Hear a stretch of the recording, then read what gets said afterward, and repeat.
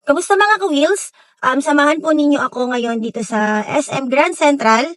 Meron po tayong unit display dito na all new na Mitsubishi Triton GLS Automatic. Bali, ang SRP ng ating Triton na mid-variant category na GLS Automatic is 1,582,000. And naka-promo po siya as low as 125,000. And for other banks naman is i-declare ko po sa inyo dito sa video na to. So, samahan po ninyo ako and let's see kung ano yung mga meron kay GLS Automatic para sa kanyang quick review. Bye!